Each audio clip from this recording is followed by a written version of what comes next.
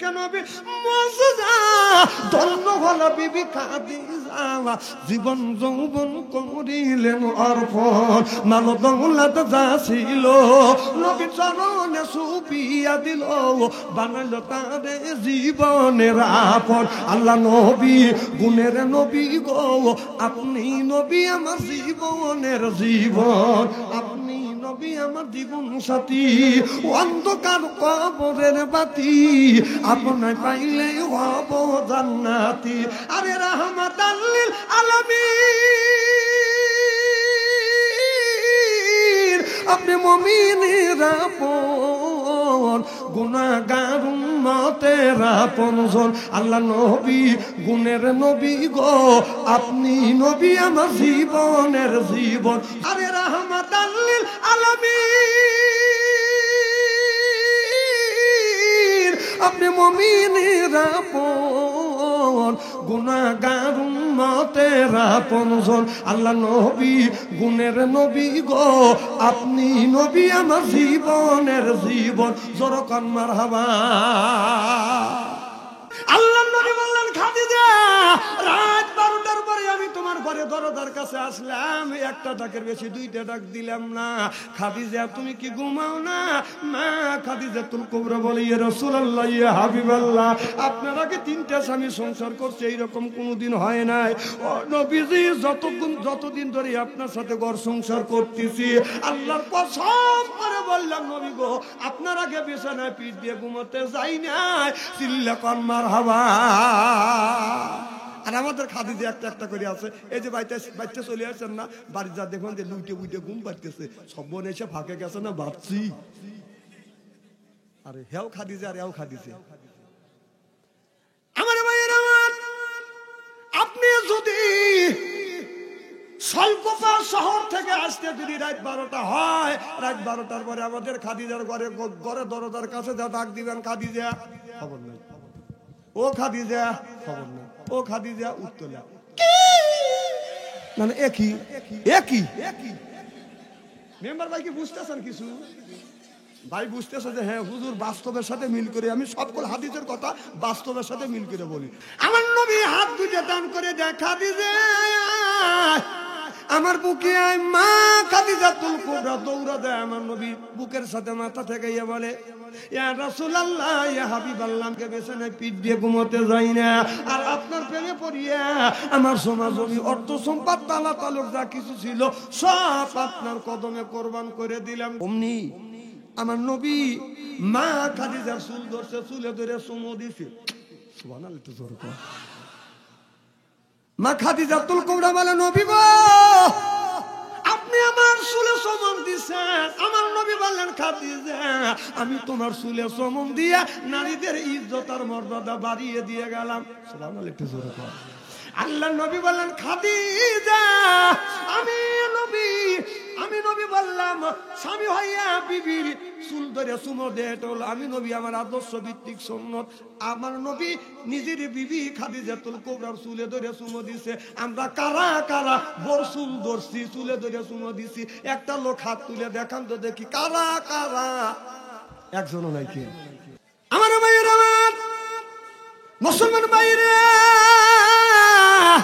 আল্লাহর হাবিবের উম্মতেরা ভালো করে লক্ষ্য করে শুনুন আমলে নিয়তে বাদান শুনতে হবে আমার বন্ধুগণ আমার তাহলে শুধু শুনলে হবে না তত অনুযায়ী বাদান আমল করা লাগবে আল্লাহর নবী যখন কলমা দাওয়াত দিলেন লা ইলাহা ইল্লাল্লাহ এবার সব আবু জেহেল্লা সব মানুষ নিয়ে চিন্তা করলেন আর বুদ্ধি করলেন পরামর্শ করলেন তার জাতীয় সংসদের যতগুলি মেম্বার ছিলেন মেম্বারদের নিয়ে বাদান পার্লামেন্টে মেম্বার নিয়ে আলোচনা করলেন মুহাম্মদ সাল্লাল্লাহু আলাইহি সাল্লাম এখন তো হজের মৌসুম আপনার মুহাম্মদ সাল্লাল্লাহু আলাইহি সাল্লামের বাড়ি এমন জায়গা যেই রাস্তা দিয়ে গেলে হজ করবার জন্য যাবে এই মক্কার পাশেই তো আমার নবীর বাড়ি আর নবীর বাড়ির পাশ দিয়েই তো বাদান যাইতে হবে বাদান আপনার হজ করবার জন্য মানুষ যদি মুহাম্মদ সাল্লাল্লাহু আলাইহি সাল্লামকে যদি দেখে মানুষ কলমা পড়ে মুসলমান হয়ে যাবে আল্লাহু আকবার অতএব আবু জেহেল বলল আমাদের কিছু লোক সেট করো কি করো কিছু লোক সেট করো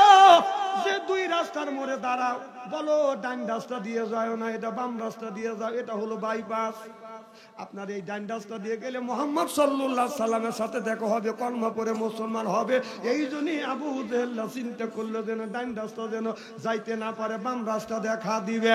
হাজার হাজার মানুষ বাদান আপনার আসতেছে, আবু জেহেল বাদান দাঁড়াই এসে বলতেছে এটা হলো বাইপাস, এই রাস্তা দিয়ে যাও। অনেক মানুষ গত বছর হজ করে গেছে, তারা বলতেছে গত বছর আমরা এই রাস্তা দিয়ে গেছি, ডান রাস্তা দিয়ে গেছি। এই ডান রাস্তা দিয়ে গেলে আপনার 3 কিলোমিটার হলে আমরা মক্কায় ঢুকবো, আর বাম রাস্তা দিয়ে গেলে 11 কিলোমিটার ঘোরা লাগবে। আমরা কেন 11 কিলোমিটার হাইটে যাব? যদি যাইতেই হয় এই রাস্তা দিয়ে আমরা যাব। আবু জেহেল চিন্তা করলো এখন যদি এরা যায় কলমা পড়ে মুসলমান হয়ে যাবে।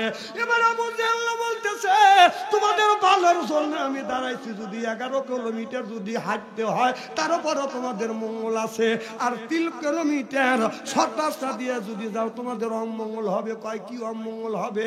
বলে এই রাস্তা দিয়ে যদি যাও মোহাম্মদ নামে একটা পাগল আছে, এই পাগলকে যদি তোমরা দেখো তোমরা সহ পাগল হয়ে যাবে। আর সব মানুষ বলল দুনিয়ায় বহুত পাগল দেখছি, এই রকম পাগল দেখি নাই। পাগল দেখতে নাকি মানুষ পাগল হয়। সব মানুষ প্রতিজ্ঞা করে বসলো পাগল দেখলে যদি মানুষ পাগল হয়, এই কথা আমরা শুনু নই দেখু নেই। তারা প্রতিজ্ঞা করলো মুহাম্মদ সাল্লাল্লাহু আলাইহি সাল্লামকে যতক্ষণ পর্যন্ত না দেখবো গোসল করব না, খানা পিনাও করব না। সব মানুষ দৌড়া বাদান যাওয়া শুরু করলো। এই শোনেন, শোনেন আপনারা না, আবু জেহেল বলতেছে তোমরা কই যাও? আপনি তো বলেছেন মুহাম্মদ নামে একটা পাগল আবির্ভাব হয়েছে, পাগলকে দেখলে মানুষ পাগল হবে। এই জন্য প্রতিজ্ঞা করছি মুহাম্মদকে যতক্ষণ পর্যন্ত না দেখবো এতক্ষণ পর্যন্ত গোসল করব না, খানা পিনা করব না। সুবহানাল্লাহ। এটা জোরে বলো। আবু জেহেল মাথায় হাত দিয়ে বসে পড়ল আর চিন্তা করলো মুহাম্মদের বিরুদ্ধে টাকা খরচ করলাম আমি, কাজে লাগলো মুহাম্মদ সাল্লাল্লাহু আলাইহি সাল্লামের। জোরে কোন সুবহানাল্লাহ। তাহলে যারা ইসলামের বিরোধিতা করবেন, আল্লাহর দ্বীন প্রতিষ্ঠিত হোক, কোরআন প্রতিষ্ঠিত হোক, এটা যারা চান না, যদি নামাজ পড়েন তাহলে আপনার কোরআনের পক্ষে কাজ করা হইবে। যদি রোজা রাখেন তাহলে যারা ইসলামী আন্দোলন করে ইসলামের আন্দোলনের পক্ষে কাজ করা হইলো। যারা হজ করবে তাহলে বোঝা গেল কোরআনকে সমর্থন করলো, আল্লাহকে সমর্থন করলো, ইসলামী দলগুলি যারা করছে তাদেরকে সমর্থন করলো। আপনি যদি এই কোরআনকে আল্লাহকে ইসলামী দলকে তাকে যদি সমর্থন না করেন, আপনার নামাজ ছাড়া লাগবে, রোজা ছাড়া লাগবে, হজ ছাড়া লাগবে। আর নামাজ পড়লেই মৌলবাদ হইবেন, রোজা রাখলেই মৌলবাদ হইবেন, হজ করলে মৌলবাদ হইবেন, কোরবানি করলেই কিন্তু আপনি মৌলবাদ হইবেন। যেরকম সুবহানাল্লাহ। তুমি যে ইসলামের বিপক্ষে যাও, ইসলামী আন্দোলন যারা করে তারা এমন একটা দল, এই দলে কেউ যদি নামাজ পড়ে ওই দলের পক্ষে চলে যায়। সুবহানাল্লাহ। একটু জোরে বলো। ইসলামী এমন একটা দল, কেউ যদি রমজান মাসে রোজা রাখে ইসলামী দলের পক্ষে চলে যায়। সুবহানাল্লাহ। কয় না রে মেম্বার ভাই, কথা কি খারাপ বলতেছি? তুমি যে ইসলামের দলের বিরোধিতা করতেছে, তুমি নামাজ ছাড়িয়ে দাও, রোজা ছাড়িয়ে দাও, কোরবানি করো না, তাহলে তোমাদেরকে আমরা কোনোদিন বলবো না। নামাজ পড়লেই ওই দলের পক্ষে চলে যাবে, রোজা রাখলে ইসলামী আন্দোলনের পক্ষে চলে যাবে, হজ চলে গেলে হজ করলে ইসলামী দলের আন্দোলনের পক্ষে চলে যাবে, কোরবানি করলে ইসলামী আন্দোলন যারা করে তাদের পক্ষে চলে যাবে। সুবহানাল্লাহ। হ্যাঁ, 2 দিন পরে পাগলা গারোতে না ঢোকা লাগে। কথা বুঝতেছেন না? 2 দিন পরে পাগলা গারোতে তোমাদের ঢুকতে হবে। কারণ বাংলাদেশের মানুষ কাঁচা না, তারা আল্লাহ ভক্ত, তারা নবী ভক্ত, তারা নামাজ পড়তে চায়, তারা কোরআন পড়তে চায়, তারা এই জমিনে কোরআনের আইন বাস্তবায়ন করতে চায়। চিল্লে কোন ঠিক কিনা? কারা কারা কোরআনের আইন জমিনে বাস্তবায়ন করতে চান? 2 হাত টান করে তাকবীর দিয়া আল্লাহকে দেখা।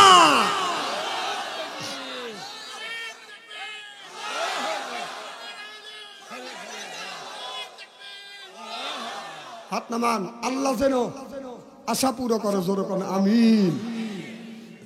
খুব খারাপ লাগতেছে। আবু জেহেল বলতেছে চলো আমু তোমাদের সাথে যাবে। সুবহানাল্লাহ। একটু জোরে কর। আর আবু জেহেলও তাদের সাথে গেল।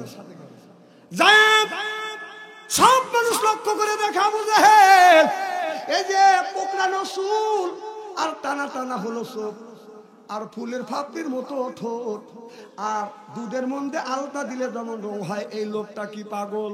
সুবহানাল্লাহ, একটু জোরে কর। কয় হ্যাঁ, এরই কথাই তো আমরা বলছিলাম। আবু জেহেল কয় এরই কথাই তো বলছিলাম। কয় এই লোকটা জীবনেও কোনোদিন পাগল হইতে পারে না। চিল্লা কর মারহাবা। কেউ বা নবী পাগল বলে, কেউ বা বলে জাদুঘর। আল্লাহ কোরআন সাক্ষী দেয় রে, সে জামানা পয়গাম্বার। আল্লাহু আকবার।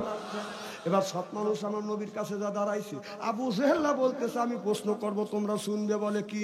আবু জেহেল গোপনে গোপনে বাদান 3টে পাথর হাতে নিছে, আমার নবী দেখে নাই। আবু জেহেল্লা বলে মুহাম্মদ, তুমি যদি আল্লাহ নবী বলে দাবি করতেছ, তুমি যদি আল্লাহ নবী হও, আমার হাতের মধ্যে কি তুমি কি বলে দিতে পারবে? আর নবী বলে চাচা, আমি তো আলিমুল গায়ব না, আলিমুল গায়বের মালিক কে?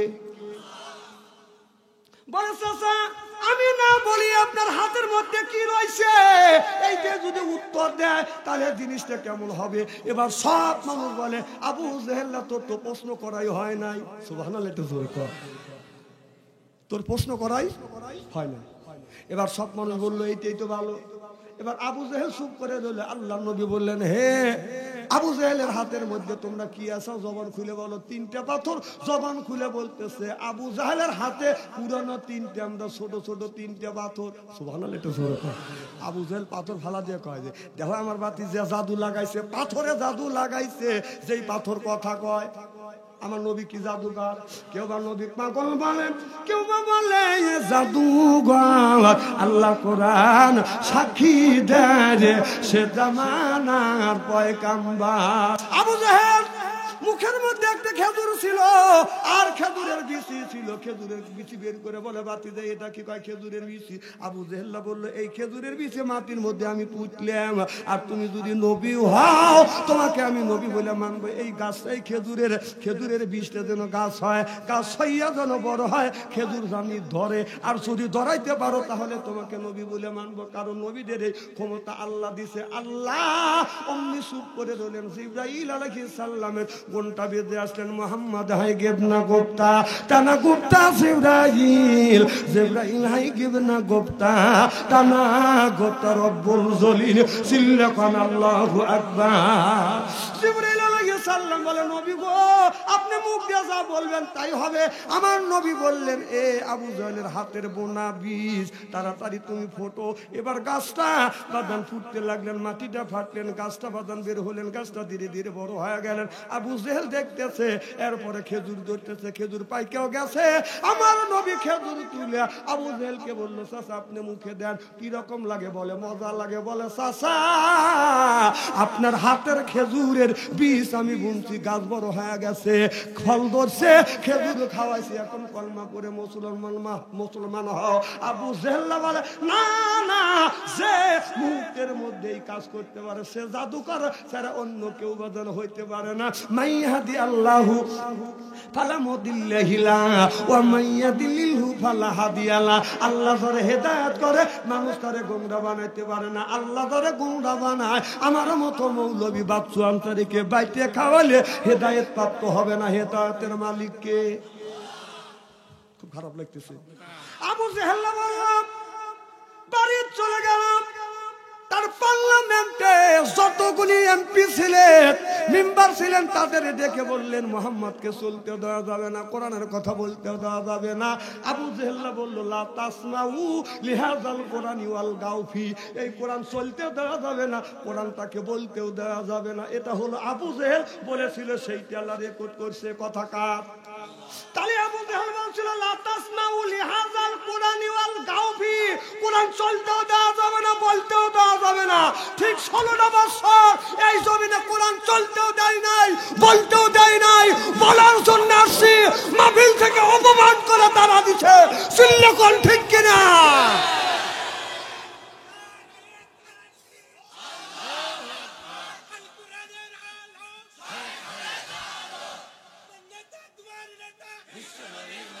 হবেন। আচ্ছা তাহলে এই আয়াতটা কি আল্লাহ আমার উপরে কেবল নাযিল করলো? তাহলে এই কথা বললে আপনাদের গায়ে বেঁধে কেন? আমি রাজনীতি করবে লেগেছি। তাহলে আল্লাহ বলল লা তাসমাউ লিহাযাল কুরআনি ওয়ালগাউ ফি, কোরআন চলতেও দেওয়া যাবে না, বলতেও দেওয়া যাবে না। আবু জাহেল বলেছিল আমাদের বিবেকাত সরকার আমাদের তাই, আবু জাহেল যা করছে এরাও তাই করছে। মেম্বার ভাই কথা কি খারাপ বললাম? না না, উত্তর দেওয়া লাগবে তো। আমাদের অপমান করে তাড়াইছে। আমার মতো লোককে যতবার জেল খাটাইছে, আমি জীবনে রাজাকার ছিলাম। তাহলে আমি যে জেল খাচ্ছি, মার খাইছি, আমি বলবো না, না না আমি মার খাচ্ছি বলবো না, কথা কয় না। না না, আমি যদি মার খা থাকি, যে মার খায়, যে নির্যাতিত হয় সেই তো বলবে। কথা কন? ও তুমি তো খাও নাই, তুমি তো খাও নাই, আর আমরা বললে তোমার লাগে, তুমি তো খালি দিয়েই গেছাও। কথা কয় না তো, তোমার তো লাগবে।